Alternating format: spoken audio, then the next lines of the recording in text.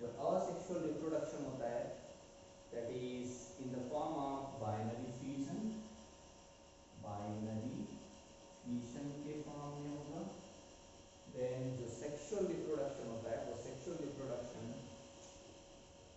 By means of conjugation. So conjugation के through क्या होगा, सेक्सुअल रिप्रोडक्शन होगा।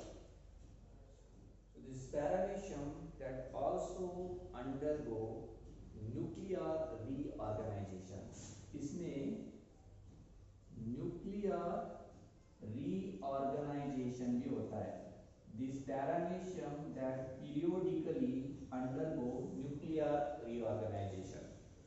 न्यूक्लियर रीऑर्गेनाइजेशन में हम स्टडी करेंगे लेटर ऑन क्लासेस में, जैसे एंडोमिक्सिस है, endomixis, okay, then autophagy, sorry autogamy, autogamy, cytogamy, okay, ये सभी क्या है फिर, this is the nuclear reorganisation.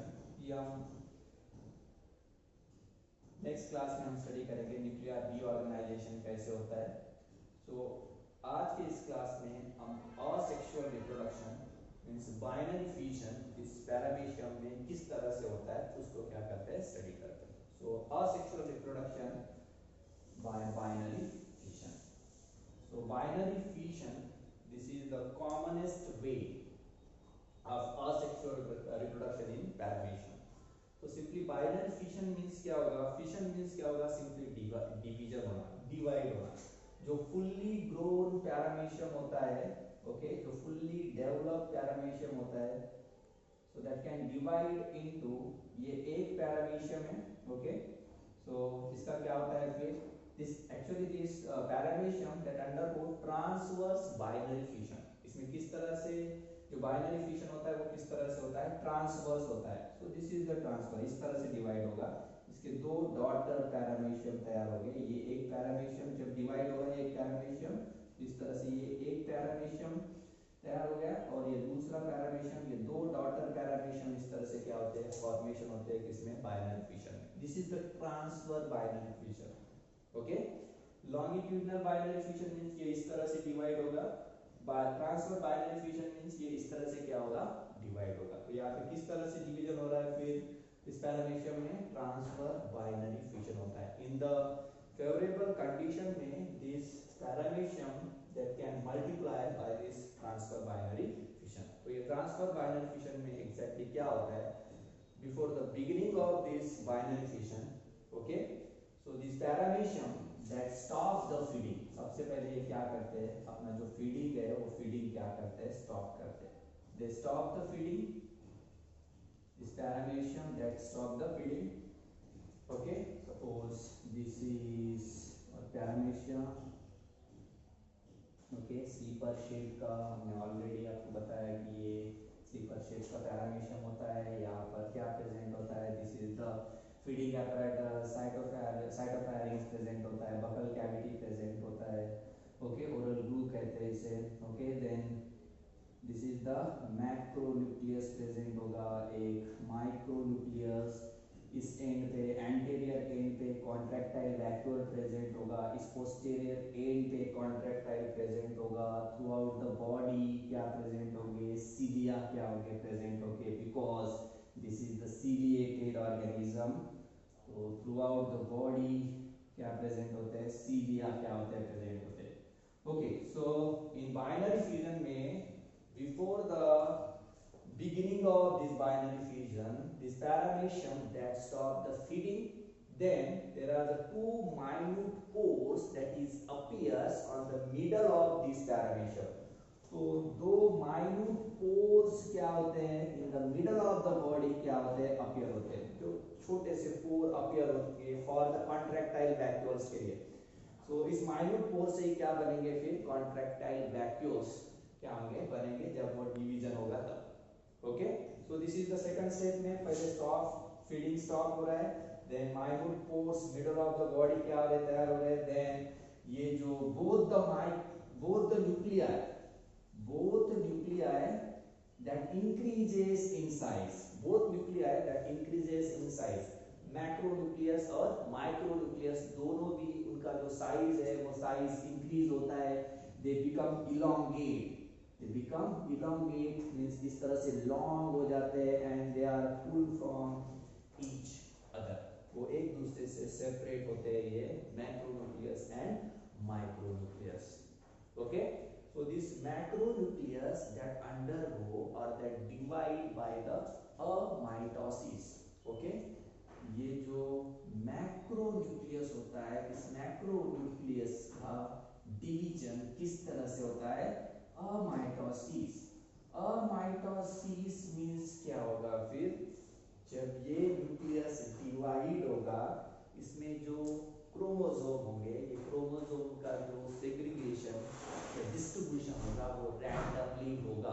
किस तरह से होगा, रैंडमली. सपोज 46 क्रोमोसोम है, तो ऐसा नहीं कि जब दो न्यूक्लियस बनेंगे इस एक न्यूक्लियस से, तो एक न्यूक्लियस में 23, दूसरे न्यूक्लियस में 23, इक्वल डिस्ट्रीब्यूशन नहीं होगा. एक इसमें 20 जाएंगे, एक इसमें ज्यादा नंबर में क्या जाएंगे, फिर क्रोमोसोम क्या होंगे, ट्रांसफर होंगे या सेग्रीगेट होंगे. दैट इज कितने भी जा सकते हैं, ऐसा इक्वल अमाउंट में नहीं होते. That is called as amitosis. लेकिन जो माइक्रोन्यूक्लियस होता है, इस माइक्रोन्यूक्लियस का जो डिवीजन होता है वो कैसे होता है, फिर माइटोसिस से होता है. यहाँ पर इक्वेशनल डिवीजन होगा. This mitosis it is also called as the equational division. So equational division means जो नंबर ऑफ क्रोमोसोम्स है उनका डिवीजन क्या होगा, सेम होगा. दोनों की जब ये न्यूक्लियस डिवाइड होगा तो दोनों भी न्यूक्लियस में क्या होगा, इक्वल नंबर ऑफ क्रोमोसोम क्या होंगे, सेग्रीगेट होंगे. That is called as the mitosis. Okay, तो इस तरह से क्या होगा, मैक्रोन्यूक्लियस माइटोसिस के साथ डिवाइड होगा एंड माइक्रोन्यूक्लियस किसके साथ डिवाइड होगा, फिर माइटोसिस के थ्रू क्या होगा, डिवाइड होगा. ओके, सो हमें पता है जब कौन सा भी सेल डिवाइड होता है तब क्या होता है, न्यूक्लियस का पहले डिवीजन होता है. That's called as the nucleo karyokinesis कहते हैं. देन साइटोप्लाज्म का डिवीजन होता है, जैसे हम साइटोकाइनेसिस, पहले न्यूक्लियस का डिवीजन हुआ. ओके, इसके दो न्यूक्लियाई बन गए फिर. ओके, ठीक है, ये एक न्यूक्लियस, ये दूसरा, ये माइक्रोन्यूक्लियस भी डिवाइड हुआ, ये भी दो न्यूक्लियस बन गए. देन ये जो साइटोप्लाज्म है, इस साइटोप्लाज्म का क्या होगा, डिवीजन होगा. तो साइटोप्लाज्म का डिवीजन किस तरह से होता है, ट्रांसवर्स मींस पहले क्या होगा, साइटोप्लाज्म बाहर की तरफ से अंदर की तरफ क्या होगा, एक ट्रांसवर्स फरो क्या होगा, तैयार होगा. वो बाहर से अंदर की तरफ आएगा और धीरे धीरे कॉन्स्ट्रिक्शन होगा इस जगह पर, इस जगह से क्या होगा, कॉन्स्ट्रिक्शन होगा और फाइनली यहाँ से क्या हो जाएगा, ये दोनों क्या हो जाएंगे, ब्रेक हो जाएंगे और दो डॉटर पैरामीशियम क्या होगा, तैयार होगा. ओके, साइटोप्लाज्मिक फरो क्या होगा, तैयार होगा. ट्रांसवर्स साइटोप्लाज्मिक फरो तैयार होगा और दो डॉटर पैरामीशियम यहाँ पे क्या होंगे, तैयार होंगे. जो एंटीरियर जो डॉटर पैरामीशियम है that is called as the proter. इसे क्या कहते हैं, हम प्रोटर कहते हैं. और जो posterior, this is called as the opisthe. इसे क्या कहते हैं हम, ओपिस्टे. ये याद रखिए, प्रोटर एंड ओपिस्टे. जो प्रोटर है उसमें ऑलरेडी ये बकल कैविटी या साइटोफैरिंक्स या फीडिंग एपैरेटस प्रेजेंट है. ओके, लेकिन जो ओपिस्टे है इसमें फीडिंग एपैरेटस या बकल कैविटी प्रेजेंट नहीं है. तो यहाँ पर न्यू फीडिंग एपैरेटस या साइटोफैरिंक्स या ओरल ग्रूव क्या होते हैं, तैयार होते हैं. ओके, यहाँ पे एक कॉन्ट्रैक्टाइल वैक्यूल है और यहाँ पे एक कॉन्ट्रैक्टाइल वैक्यूल्स है. तो ये जो कॉन्ट्रैक्टाइल हमने जो पोर देखा था, तो एक कॉन्ट्रैक्टाइल वैक्यूल इस प्रोटर में पोस्टीरियर एंड के तरफ डेवलप होगा और ओपिस्टे में एंटीरियर एंड के तरफ एक कॉन्ट्रैक्टाइल वैक्यूल क्या होगा, प्रोडक्शन होगा. इस तरह से full complement of cell organelle दोनों भी पैरामीशियम में क्या होंगे, तैयार होंगे. तब जाकर ये दोनों क्या होंगे, फिर सेपरेट होंगे. Clear? So the separated this paramecium that having the full complement of all the cell organelles, सभी सेल ऑर्गेनेल इसमें जो प्रेजेंट है, कॉन्ट्रैक्टाइल वैक्यूल इसमें भी प्रेजेंट है, देन इसमें फीडिंग एपैरेटस साइटोफैरिंक्स सभी प्रेजेंट है, इसमें मैक्रोन्यूक्लियस माइक्रोन्यूक्लियस, इसमें भी मैक्रोन्यूक्लियस माइक्रोन्यूक्लियस. इस तरह से ये दो पैरामीशियम क्या हो रहे, तैयार हो रहे एक पैरेंट बॉडी से. ओके, तो ये जो दोनों भी पैरामीशियम तैयार हुए that are the genetically identical. वो कैसे होते हैं, genetically identical. So this genetically identical individuals which is called as the clones. ये जेनेटिकली आइडेंटिकल इंडिविजुअल्स को हम क्या कहते हैं, फिर क्लोन्स कहते हैं, इसको याद रखना है। सो जब पैरामीशियम से जितने भी बाइनरी फ्यूजन होने के बाद जितने भी पैरामीशियम डेवलप होंगे वो सभी कैसे होंगे, फिर जेनेटिकली आइडेंटिकल होंगे, और इसी जेनेटिकली आइडेंटिकल इंडिविजुअल्स को हम क्या कहते हैं, क्लोन्स कहते हैं। For the completion of this binary fusion in paramecium it requires half an hour, एक तो आधे घंटे में भी ये कंप्लीट हो सकता है, और मैक्सिमम 2 आवर्स। सो 2 आवर्स तक, 2 आवर्स में भी ये बाइनरी फ्यूजन क्या हो सकता है, कंप्लीट हो सकता है। सो this is about the asexual reproduction in paramecium, that is the binary fission. Simple याद रखना है, before the beginning of this binary fusion वो फीडिंग स्टॉप करेगा, देन 2 माइनर पोर मिडल में फॉर्मेशन होंगे कॉन्ट्रैक्टाइल वैक्यूल के लिए, देन दोनों भी जो न्यूक्लिया है उसका इलॉन्गेशन होगा, सेपरेट होने की कोशिश करेंगे दोनों भी। मैक्रोन्यूक्लियस का अमाइटोसिस के थ्रू डिवीजन होगा, माइक्रोन्यूक्लियस का माइटोसिस के थ्रू डिवीजन होगा।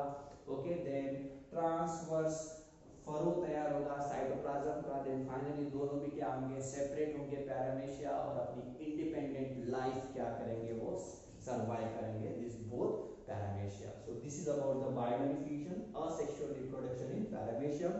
इन नेक्स्ट क्लास में हम सेक्सुअल रिप्रोडक्शन जो कॉन्जुगेशन के थ्रू होता है उसको स्टडी करेंगे। So most of the time अपने यूनिवर्सिटी एग्जाम में इस सेक्सुअल रिप्रोडक्शन मींस कॉन्जुगेशन के बारे में पूछा जाता है 5 या 10 मार्क्स के लिए, सो उस पे हमें फोकस करना है, conjugation. Okay, that is very interesting. I hope that you understand this video.